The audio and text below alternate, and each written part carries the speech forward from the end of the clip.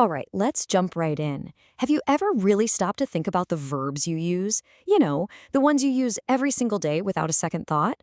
Well, it turns out there's this hidden, really elegant system running behind the scenes, and it shapes literally everything we say. Today, we're going to pull back the curtain and decode that system. Okay, so just look at these two sentences. I walk, and I am walking.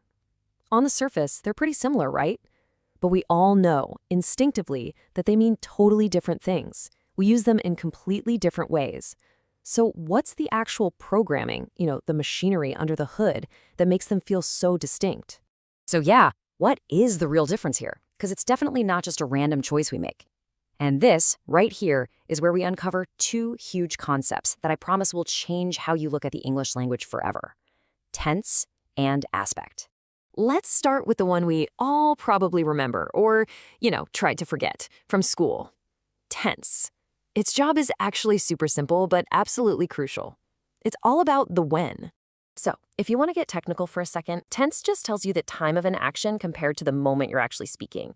But really, it's just the part of grammar that sticks a pin on a timeline for us. Is it happening now? Did it happen in the past? Or is it going to happen later? And this is where we get the three big ones we all know. You've got the past, I walked. It's over, it's done. You've got the present, I walk, which is happening now, or it's just a general fact about you. And of course, the future, I will walk. It hasn't happened yet. Simple, right? Straightforward. It just points to a spot in time. Okay, but here's the twist.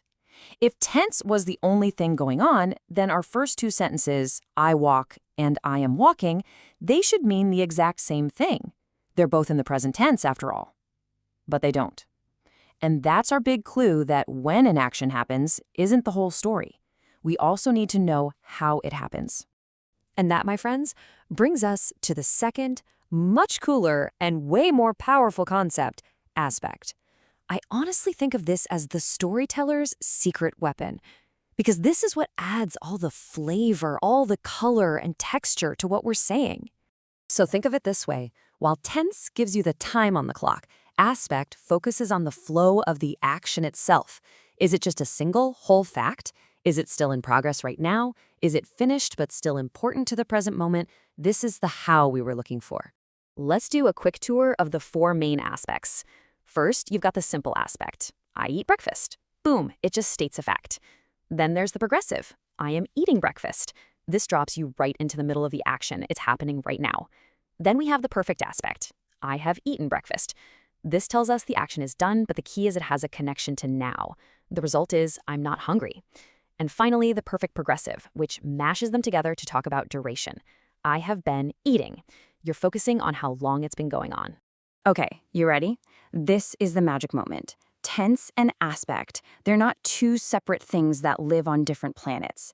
They are designed to work together. They combine, they stack on top of each other, and they build these incredibly precise meanings that we use all the time without even thinking twice. So let's actually see this happen. We're going to put on our grammar hard hats and build a really complex verb phrase from the ground up, piece by piece. Okay, let's watch this build. Step 1, we need a tense. Let's pick the future, so we add will. Step 2, let's layer on an aspect. How about the perfect aspect, to show something is completed? Now we have will have. This means at some point in the future, something will be finished. But why stop there? Let's add one more layer, the progressive aspect. Now we get will have been walking. Just think about what that little phrase tells you. It paints a whole picture. At some specific moment in the future, you'll be looking back at a stretch of time where you were walking continuously. Isn't that amazing?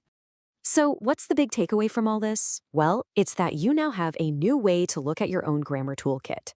This isn't about passing a test. It's about understanding the powerful tools you're already using to express yourself with incredible precision. So if you boil it all down, it's really this simple. Tense gives you the when. It puts your action on that timeline. But aspect gives you the how. It gives you the perspective, the feeling, the flow. It tells the story of the action. Seriously, if you remember just one thing from all of this, let it be this. Tense gives you the time. Aspect gives you the story. Because at the end of the day, grammar isn't just a dusty set of rules in a textbook. It's the engine of storytelling itself. Every single choice you make with tense and aspect shapes the narrative you're putting out into the world. So I guess the only question left is, what story will you tell?